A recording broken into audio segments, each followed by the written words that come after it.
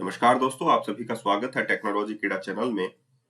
इस वीडियो में आज मैं बात करूंगा कि कैसे हम लोग इंस्टॉल करें मटेरियल यूआई को और कैसे यूज करें। ठीक है, तो चलिए शुरू करते हैं और आप लोगों को बताते हैं कि कैसे मटेरियल यूआई को एंगुलर के अंदर इंस्टॉल करते हैं। सबसे पहले अगर आप लोगों को मटेरियल यूआई इंस्टॉल करनी है तो आप लोग मटेरियल यूआई का जो वेब पेज है उसे ओपन कर सकते हैं। उसे ओपन करने के लिए आप लोग गूगल कीजिए मटेरियल यूआई फॉर एंगुलर। तो आप लोगों को मटेरियल यूआई की एंगुलर के साथ ही जो एसोसिएटेड वेबसाइट है वो आप लोगों को मिलेगी angular.io ही। साथ में सब डोमेन मिलेगा material डॉट angular.io। इसमें इंस्टॉल एंगुलर मटेरियल यहाँ पर एक कमांड दिया गया है ng के साथ, ng add@angular/material। इसको यूज कैसे करना है वो भी बताऊंगा। तो न्यू टर्मिनल आप लोग ओपन कर लीजिए। तो आप लोगों के रूट फाइल के अंदर ही ये जो मटेरियल यूआई है वो आप लोगों की ऐड हो जाएगी। मटेरियल यूआई का इस्तेमाल क्यों किया जाता है? मटेरियल इसमें ये कमांड मैंने लगा दिया, अब देखिए थोड़ा सा वेट कीजिए और ये मटेरियल जो है वो इंस्टॉल हो जाएगा। कुछ आप लोगों से क्वेश्चन भी पूछेगा, तो जो डिफॉल्ट इसमें है वही आप लोग सेलेक्ट कीजिए, मतलब एंटर प्रेस करना है। यहाँ पर वाई जो है वो एंटर है, मतलब यस प्रोसीड करना है, तो एंटर प्रेस कर दीजिए। ठीक है, चलिए बात करते हैं मटेरियल की। मटेरियल यूआई आप लोगों को रिच कंटेंट प्रोवाइड करता है। रिच का मतलब होता है अट्रैक्टिव, फील, गुड फील देता है। जैसे कि बटन को ब्लू कलर कर देना, व्हाइट कलर कर देना, मतलब कंट्रोल्स का जो कलर है उसे चेंज कर देना, उनकी स्टाइल्स चेंज कर देना, ये मटेरियल का काम होता है। तो एक आप लोगों को गुड लुकिंग फील आता है कि हम लोगों ने एक ऐसी वेबसाइट बनाई है मटेरियल यूआई की हेल्प से ही, तो वो आप लोगों को अच्छा लगता है। इसमें आप लोग इंडिगो स्लैश पिंक ही जो स्टाइल थीम है इनकी वो सेलेक्ट करें जो डिफॉल्ट है। आप लोग चाहते हैं तो दूसरी भी आप लोग सेलेक्ट कर सकते हैं, लेकिन डिफॉल्ट में एक बार सीखने के पर्पज से आप लोग ये इस्तेमाल में लीजिए। Global angular material typography style जो है वो से आप लोग नो कीजिए, क्योंकि डिफॉल्ट में नो है। तो उसके बाद में हम लोग चेंज करके भी आप लोगों को बता देंगे। एक बार डिफॉल्ट हम लोग आप लोगों को बता रहे हैं। ठीक है, तो जैसे कि मैंने कहा कि मटेरियल जो है वो एक्चुअली में आप लोगों को रिच एंड गुड फील देता है। तो आप लोगों की वेबसाइट अट्रैक्टिव करती है, अट्रैक्ट करती है दूसरों को, सॉरी। तो अट्रैक्ट करेगी तो आप लोगों के लिए ये भी अच्छा रहेगा कि आप लोगों ने जो डिजाइन किया है वो अच्छा किया है।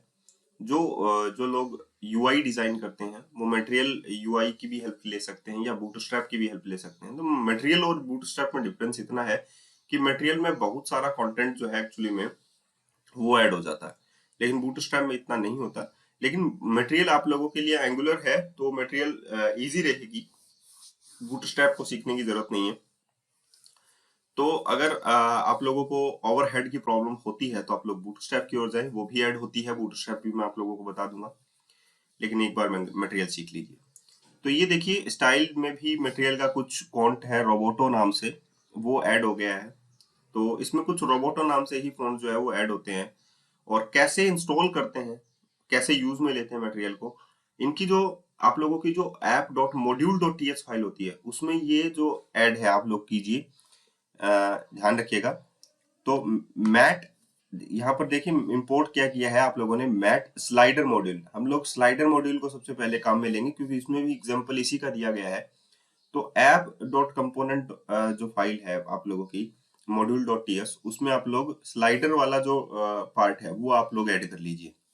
यहाँ पर देखिए आप लोगों ने ऐड किया मैट स्लाइडर मॉडल्स मॉड्यूल्स, और आप लोगों ने कहाँ से ऐड किया है, @material sorry angular material slider, और इसको आप लोग रजिस्टर भी कर दीजिए इंपोर्ट्स के अंदर। तो जितने भी आप लोगों के इंपोर्ट्स होते हैं वो आप लोगों की मैन मॉड्यूल डॉट जो ऐप की होती है उसमें ही ऐड होते हैं। तो ब्राउज आप लोगों ने देखिए यहाँ से हट चुका है वो मैट मटेरियल, हम लोग लिख देते हैं इंपोर्ट। दोबारा से हम लोगों को बताता हूँ, ये देखिए मैट स्लाइड ग्रुप्स, इसको हटाइए, इंपोर्ट कीजिए, इंपोर्ट करली ब्रेसेस मैट स्लाइडर मॉड्यूल। यहाँ पर नहीं आ रहा है देखिए, ठीक है। फ्रॉम कहाँ से करना है, दोबारा से उसे अगर आप लोग नहीं जानते हैं तो दोबारा से आप लोग कॉपी कर सकते हैं।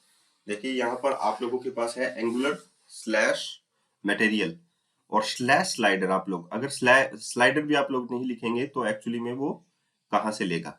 तो इसमें भी आप लोगों के जो है प्रॉब्लम है कि इसकी जो क्लास है वो आप लोगों को डिफाइन करनी पड़ेगी स्लैश से। ठीक है, तो देखिए यहाँ पर आप लोगों के पास है स्लाइडर, स्लाइडर यूज कर रहे हैं तो यहाँ पर आप लोगों के पास क्या आना है, स्लाइडर। तो स्लैश लगाइए और स्लाइडर लिखिए, ठीक है, स्लाइडर आ गया। जैसे अगर आप लोगों को बटन यूज करना है तो यहाँ पर बटन लिख दीजिए, या अगर आप लोगों को टॉगल यूज करना है तो टॉगल लिख दीजिए, बैज यूज करना है तो बैज लिख दीजिए, और यहाँ पर आप लोग उसको रजिस्टर कर दीजिए जो आप लोगों ने इंपोर्ट किया है। अब सेव करके इसे कट कर दीजिए, ठीक है। अब आप लोगों को इसको यूज करना है तो सिंपल सी बात है, इसमें कोई डिफिकल्टीज नहीं है। इनके एग्जांपल्स पर जाइए, इनका कोड उठाइए और यूज कीजिए। तो इसका डिफॉल्ट जो कोड है स्लाइडर का वो यहाँ पर दिया गया है। और आप बोलेंगे कि सर हम लोग इसको जैसे कि मिनिमम 1 है, मैक्सिमम 100 है, स्टेप 1 है, इसको कैसे यूज करेंगे? बिल्कुल, ये HTML का पार्ट है तो आप लोग इसको यूज कर सकते हैं। जैसे मैंने इसको यूज किया, जस्ट कॉपी एंड पेस्ट किया HTML वाले पार्ट में। ये HTML वाला पार्ट है। जो आप लोगों को मॉड्यूल यूज करना है वो तो आप लोगों को main module dot TS file में इंपोर्ट कर देना है और रजिस्टर कर देना है। उसके बाद में HTML पार्ट यूज करना है। तो सिंपल सी बात है, आप लोगों का मटेरियल यूआई जो है वो यूज हो जाएगा, ठीक है। इसके बाद में ng सर्व कर दीजिए और आप लोगों के जो कोड्स हैं आप लोगों को दिखाई दे देंगे, ठीक है। डायरेक्ट लिख देता हूँ, ng सर्व का वेट नहीं करता हूँ। हो गया क्या? नहीं हुआ अभी तक, थोड़ा टाइम ले रहा है सर्व करने में। यस, सर्व हो गया। अब आप लोग अपना वेब पेज भी देख सकते हैं। ये देखिए, यहाँ पर एक स्लाइडर आप लोगों के पास आ गया है पिंक कलर का, क्योंकि इनकी जो थीम है वो हम लोगों ने पिंक ही ली थी, तो पिंक डिफॉल्ट में यहाँ पर आ रहा है, ठीक है। इतनी बात समझ में आ गई आप लोगों को कि एक मटेरियल यूआई का इस्तेमाल कैसे किया जाता है। अब हम लोग क्या करेंगे, एक बटन भी यूज में लेके देख लेंगे कि कैसे यूज में लेते हैं। तो वही मॉड्यूल डॉट टीएस फाइल आप लोग ओपन कीजिए, और module dot TS file open करने के बाद में जहां पर स्लाइडर है वहां पर बटन लिख दीजिए, और इसमें आप लोग मैट स्लाइडर मॉड्यूल है तो वहां पर मैट बटन मॉड्यूल लिख दीजिए। इतना ही अंतर होगा आप लोगों के इसमें, और ज्यादा कोई अंतर नहीं होगा, ठीक है। फ्रॉम आप लोग लिखिए, एंगुलर मटेरियल स्लाइडर की जगह आप लोगों को बटन लिखना है, ठीक है। यहाँ पर स्लाइडर की जगह आप लोगों को क्या लिखना है, बटन। Got it? आप लोगों ने लिखा। स्लाइडर की जगह यहाँ पर क्या लिखना है, बटन, ठीक है। काम हो गया अपना, और इसको रजिस्टर भी कर दीजिए। तो आप लोगों ने बटन मॉड्यूल जो है उनको ऐड कर दिया है। सभी मॉड्यूल्स को ऐड करने की जरूरत नहीं है, आप लोग जिसको काम में ले उसी को आप लोग ऐड कर दीजिए तो ज्यादा अच्छा रहेगा। तो अब बटन को काम में लेने हैं, तो कैसे बटन को काम में लेते हैं देखिए। किसी साधारण बटन को भी आप लोग मटेरियल बटन बना सकते हैं, ठीक है। तो बटन देखिए यहाँ पर, और उनका कोड आप लोग देख सकते हैं एग्जांपल्स के अंदर। ये वाला जो बटन है, चलिए हम लोग ये बटन यूज में लेके देख लेते हैं। तो इनका जो कोड है वो क्या है, ये देखिए यहाँ पर लिखा हुआ है बटन के अंदर, मैट रेज्ड बटन। देखिए, अगर आप लोग एट्रीब्यूट देखें, चलिए हम लोग इसको कॉपी कर लेते हैं सभी बटन्स को, और जस्ट कॉपी करके हम लोग अपने उसमें पेस्ट में पेस्ट कर देते हैं। तो इसमें देखिए बटन के अंदर क्या लिखा, साधारण बटन होता है बटन, उसके अंदर लिखा हुआ है रेज बटन कुछ समथिंग। ये देखिए यहाँ पर लिंक क्लिक करेंगे तो गूगल का लिंक है डिफॉल्ट में इसमें, ठीक है। और यहाँ पर देखिए वॉर्म है, और यहाँ पर अकाउंट है, प्राइमरी बटन है, बेसिक बटन है, लिंक बटन है आप लोगों के पास। तो उभरा हुआ है, कुछ कुछ का कलर कैसा है, कुछ ही का कलर क्या डिसेबल्ड है तो उसका कलर कैसा है। तो ये कुछ है, ये मटेरियल का पार्ट है, देखिए, है ना। तो अब आप लोग देखिए यहाँ पर बटन के अंदर क्या लिखा हुआ है, mat raised button. Mat raised button, mat raised button सभी में लिखा हुआ है, लेकिन सभी का कलर देखिए, colour primary, colour accent, colour warm. तो ये डिफरेंट, ये दो प्रॉपर्टीज अगर आप लोग ऐड कर देंगे किसी भी बटन में तो वो प्राइमरी बटन बन जाएगा, किसी में कलर में, क्योंकि आप लोगों ने मॉड्यूल तो ऐड कर ही दिया है। तो आप लोग मैनुअली भी इसको बना सकते हैं, जैसे कि मैं इस बटन में ऐड कर देता हूँ, हमारे पुराने वाले सबमिट फॉर्म वाले बटन में। तो मैंने प्राइमरी बटन ऐड कर दिया, तो ये देखिए यहाँ पर प्राइमरी बटन बन गया।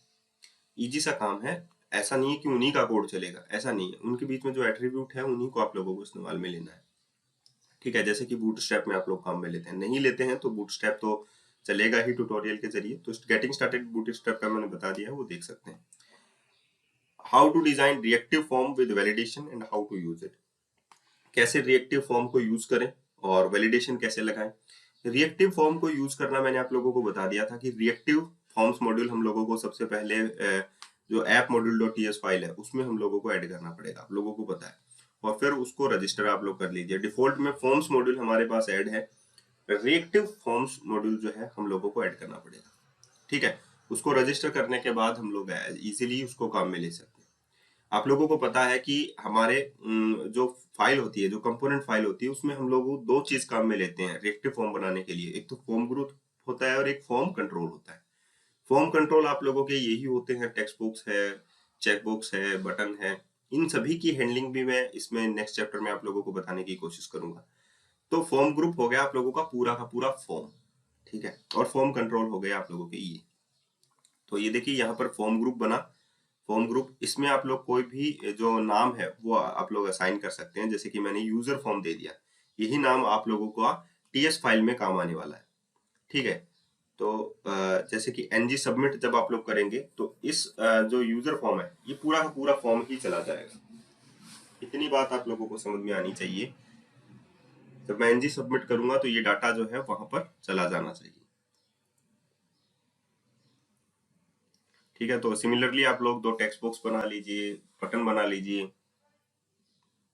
प्लेस होल्डर उसमें लिख लीजिए।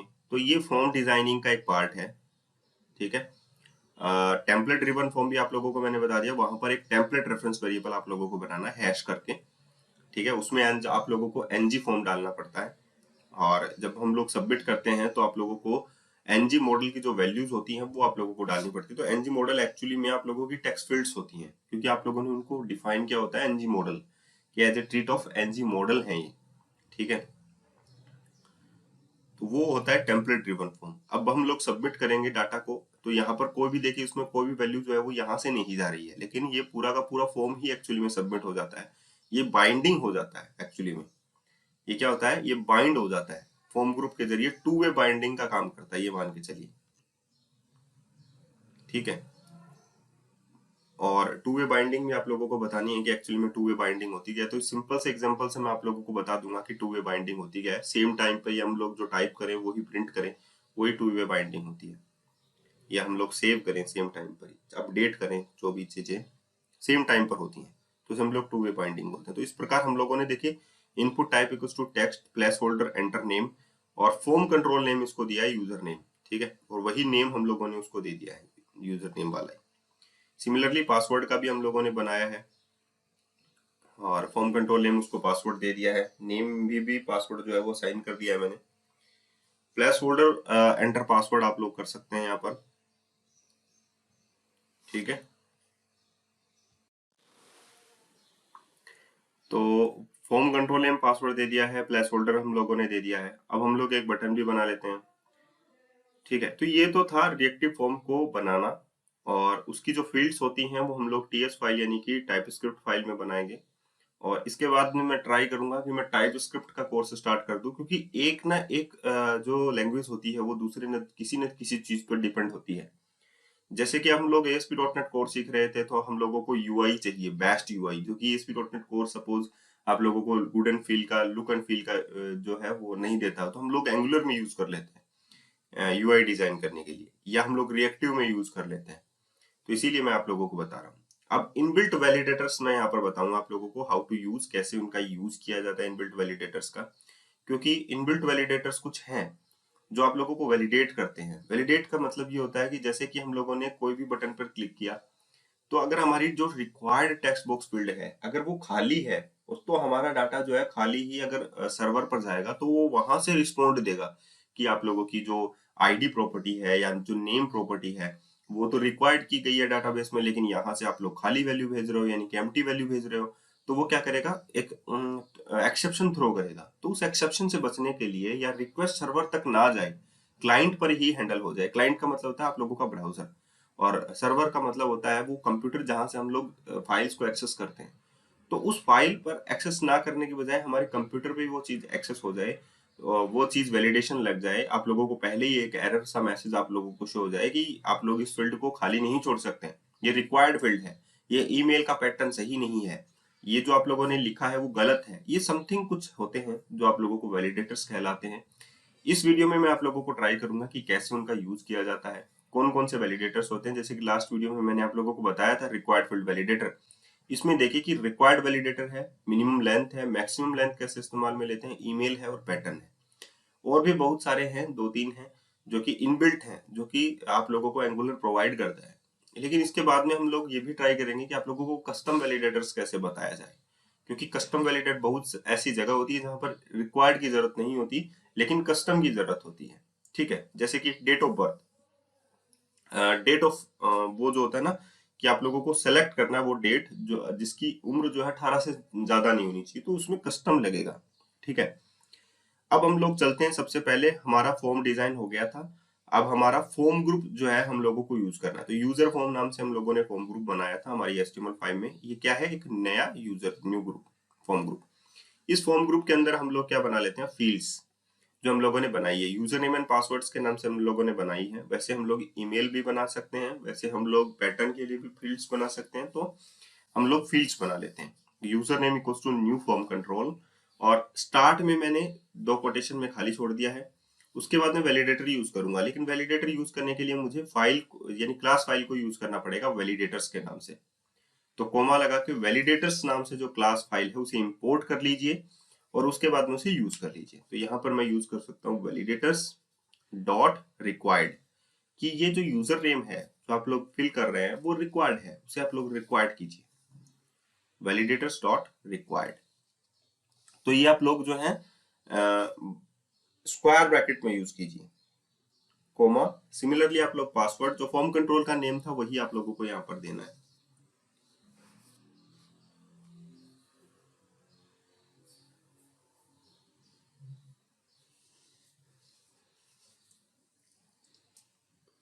ठीक है,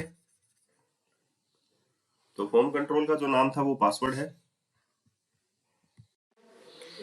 तो हम लोगों ने क्या किया कि जैसे कि पासवर्ड को हम लोगों ने वैलिडेट कर दिया, तो ये दोनों ही हम लोगों ने क्या कर दिए, वैलिडेट कर दिए हैं रिक्वायर्ड फील्ड वैलिडेटर के साथ। ठीक है, अब हम लोगों को क्या करना होगा, देखिए अगर हम लोगों को इनको यूज करना है, इन फील्ड्स को यूज करना है, जैसे यूजर नेम और पासवर्ड्स को यूज करना है एज ए एरर मैसेज, तो इनके रिगार्डिंग हम लोगों को मेथड्स बनाने पड़ते हैं।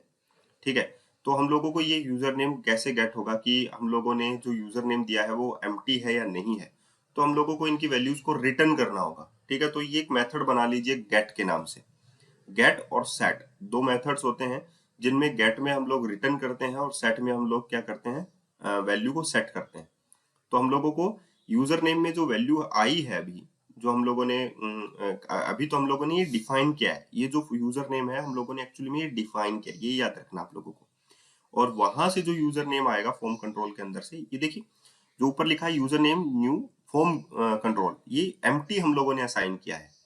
तो यहाँ पर देखिए gate user name return this user name dot gate, ये यूजर नेम की जो वैल्यू है एक्चुअली में वो वहां से हम लोग उठा रहे हैं। ठीक है, ये जो ब्रैकेट में मैंने यूजर नेम लिखा है सिंगल कोटेशन के अंदर, वो आप लोगों को वही यही लिखना है जो कि आप लोगों का फॉर्म ग्रुप है।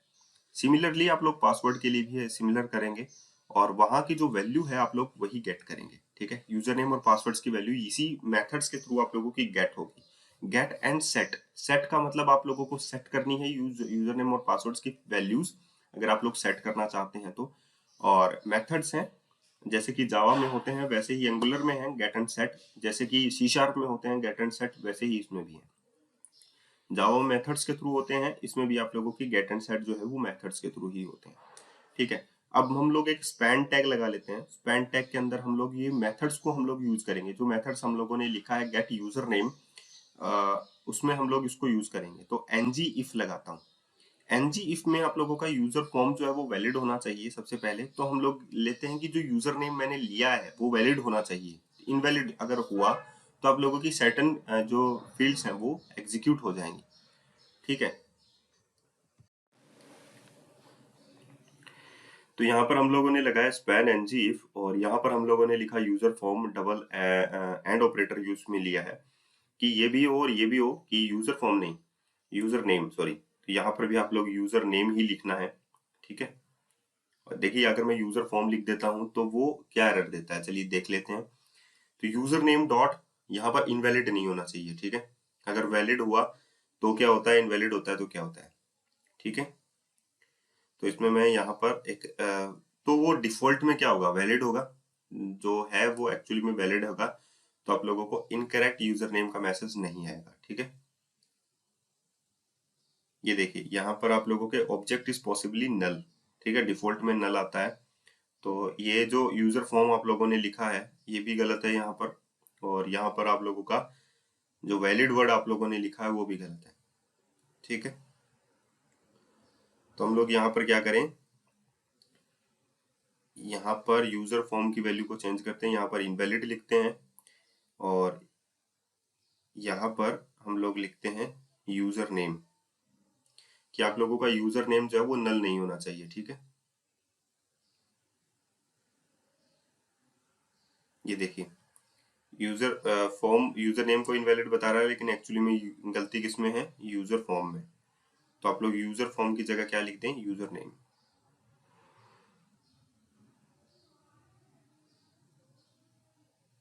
अब ठीक है, अब इसको भी ये वैलिड करेगा कि ये वैलिड है या नहीं है, क्योंकि यूजर नेम हम लोग वहां से गेट कर रहे हैं। ठीक है, यूजर नेम डॉट इनवैलिड, अगर वो इनवैलिड होता है तो डिफॉल्ट में देखिए यहाँ पर आप लोगों को इनवैलिड मिल गया, लेकिन ये हम लोगों ने इसको टच ही नहीं किया है, उसके बाद में भी आप लोगों को मिल गया, तो ये इनवैलिड कैसे हुआ। ठीक है, हम लोगों ने कुछ लिखा ही नहीं है, तो जब तक हम लोग टच ना करें तो वो इनवैलिड का मैसेज शो नहीं करना चाहिए। सही तो यही होता है कि जब तक हम लोग इसको टच ना करें।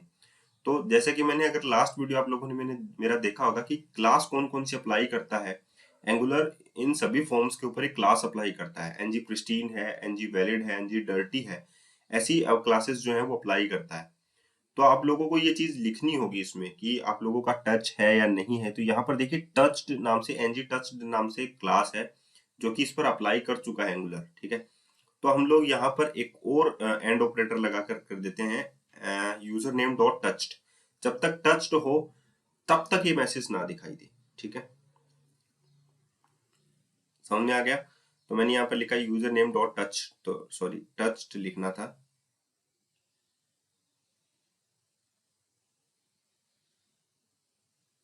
ओके, अब ठीक है, अब हम लोग यहाँ पर इसको रन करते हैं दोबारा से, और यहाँ पर देखिए यहाँ पर कोई भी एरर मैसेज जो है वो शो नहीं है। अब मैं इसको टच कर लेता हूँ, या टच करने के बाद टच हो गया, ठीक है, लेकिन फिर भी खाली है, तब एरर मैसेज जो है वो शो हो जाना चाहिए कि मैंने टच किया, उसके बाद में मैंने खाली छोड़ दिया इसको, और उसके बाद में आप लोगों का मैसेज जो है वो शो हो गया।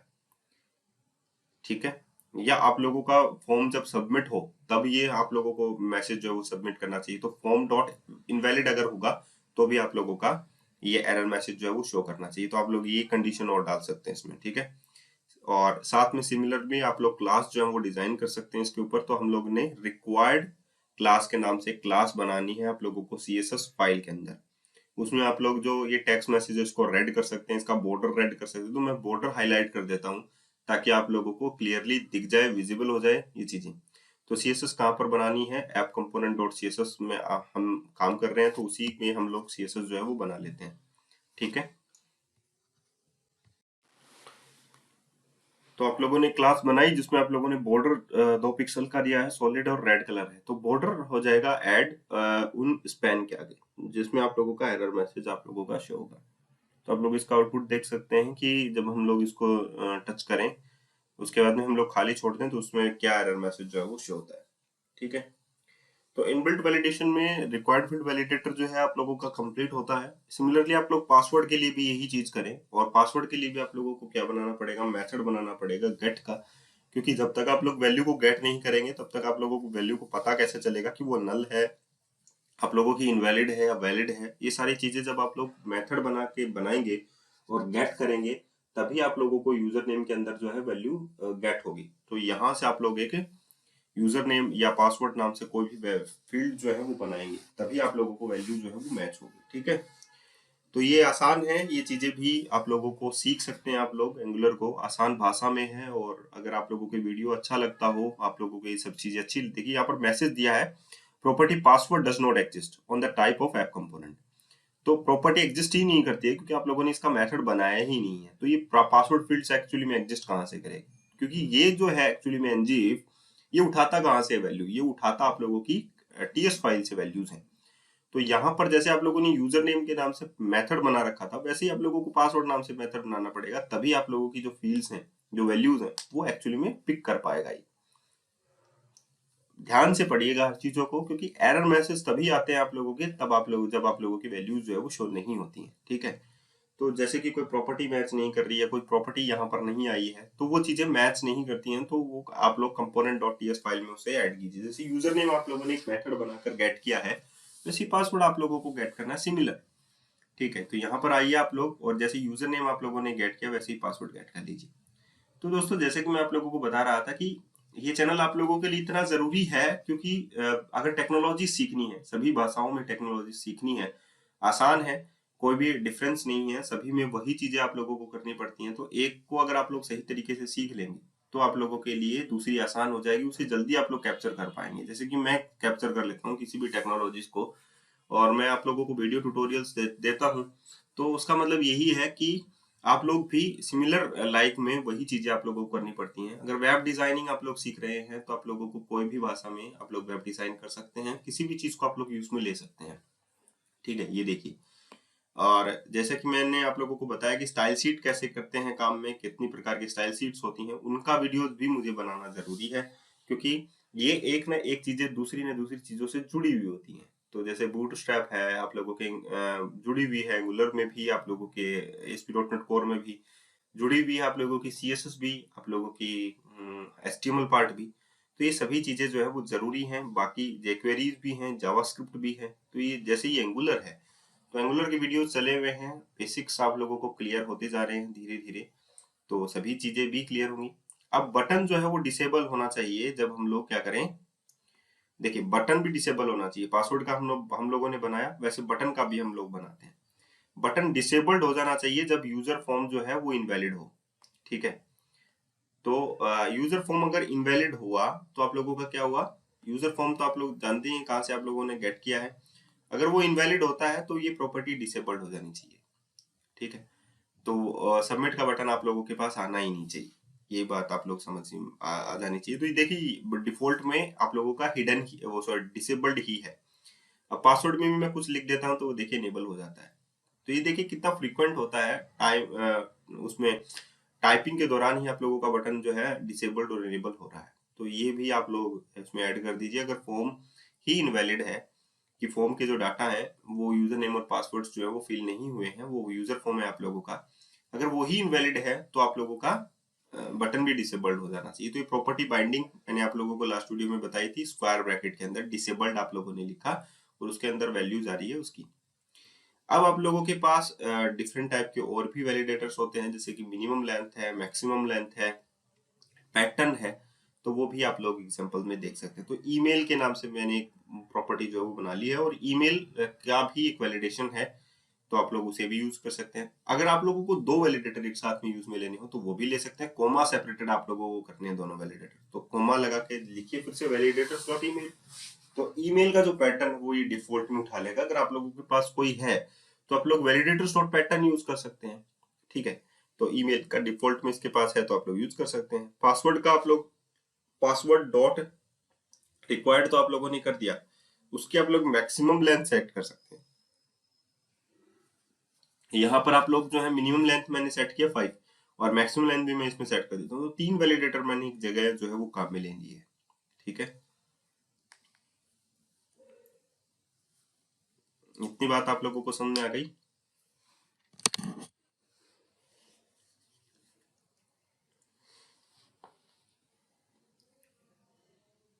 तो यहाँ से मैंने ईमेल कॉपी किया, यहाँ पर मैंने पेस्ट कर दिया ईमेल। दोबारा से एक नई प्रॉपर्टी बनाने के लिए, या तो आप लोग ओनली फॉर नंबर्स के लिए बना लीजिए कि जिसमें कैरेक्टर्स जो है वो इंक्लूड हो लेकिन नंबर्स नहीं हो। नॉट अलाउड फॉर नंबर्स आप लोग ऐसे कह सकते हैं। ओनली फॉर नंबर्स आप लोग यूज में भी ले सकते हैं। तो एक पैटर्न हो गया आप लोगों का। तो हम लोग पैटर्न बी के नाम से एक नाम बना देते हैं, एक फॉर्म जो है वो यहाँ पर यूज कर लेते हैं। तो यहाँ पर ईमेल के लिए मैंने वैलिडेटर लगा दिया है। वैसे ही आप लोग पैटर्न के लिए भी यूज करें वैलिडेटर्स डॉट पैटर्न। अब कैसे यूज करना है, एक्चुअली में पैटर्न्स कोई प्रॉपर्टी नहीं है कि हम लोग उसमें डबल इक्वल टू यूज कर लें और पैटर्न में हम लोग डाल दें। पैटर्न एक्चुअली में क्या है, एक मेथड है। ठीक है, और मेथड के अंदर हम लोग कैसे यूज में लेते हैं, जो स्क्वायर ब्रैकेट्स होते हैं हमारे, वही हम लोग छोटे जो ब्रैकेट्स होते हैं उनको हम लोग इस्तेमाल में लेते हैं। तो वो ब्रैकेट्स हम लोगों को इसमें पैटर्न में यूज में लेने। देखिए यहाँ पर एक मेथड भी बताया गया है कि वैलिडेटर्स डॉट पैटर्न फिर पैटर्न कोलन स्ट्रिंग लिखें। ऐसा भी कर सकते हैं, या डबल कोटेशन पैटर्न में भी हम लोग पैटर्न लिख सकते हैं। लेकिन अगर मैंने यहाँ पर लिखा पैटर्न तो देखिए ये एरर देता है। ठीक है, तो हम लोग पैटर्न को हटा देते हैं और डबल कोटेशन के अंदर ही हम लोग जो है पैटर्न के मेथड में ही पैटर्न जो है वो यूज कर लेते हैं। ठीक है, तो इसमें डबल कोटेशन के अंदर ही आप लोग जो है यूज कर लीजिए। तो ये हो गया आप लोगों का यहाँ पर जो आरईजी का मतलब है कि आप लोगों को जो एक्सप्रेशन है, रजिस्ट्रेशन एक्सप्रेशन जो है आप लोगों को वो लिखनी है। तो आप लोग इसमें क्या लिख सकते हैं, स्मॉल ए से जेड लिख सकते हैं, कैपिटल ए से जेड लिख सकते हैं, स्टार लगा सकते हैं कि हम लोग जो है इसमें नंबर्स ना लिखें, सिर्फ हम लोग जो है लेटर्स का ही यूज करें। ठीक है, कैपिटल हो या स्मॉल हो उनका हम लोग इस्तेमाल में लें। ठीक है दोस्तों, तो ये था आप लोगों के लिए पैटर्न। ये वीडियो कैसा लगा जरूर बताइएगा, और साथ ही मैं ट्राई करता हूँ हर चीज बताने की आप लोगों को। तो अगर चैनल अच्छा लगता हो तो सब्सक्राइब जरूर कीजिए, वीडियो अच्छा नहीं लगा हो तो डिसलाइक कीजिए, और अगर अच्छा लगा हो तो लाइक जरूर कीजिएगा। तो मैं आप लोगों से यही रिक्वेस्ट करता हूँ कि चैनल को ज्यादा से ज्यादा सब्सक्राइब आप लोग करें। अब आप लोगों को क्या करना होगा, सिमिलरली ईमेल के लिए भी एक जो है गेटर मेथड जो है बनाना होगा, पैटर्न बी के लिए भी आप लोगों को गेटर मेथड बनाना होगा। सिमिलरली वैसे ही करना है जैसे कि हम लोगों ने उनके लिए किया है, और कोई भी चेंज आप लोगों को नहीं करना है। सिमिलरली आप लोगों को एचटीएमएल पेज भी वैसे ही डिजाइन करना है जैसे आप लोगों ने किया, तो कर लीजिए, मुझे बकवास करने की जरूरत नहीं है। तो फिर मिलते हैं नई वीडियो के साथ, आज के लिए इतना ही, धन्यवाद।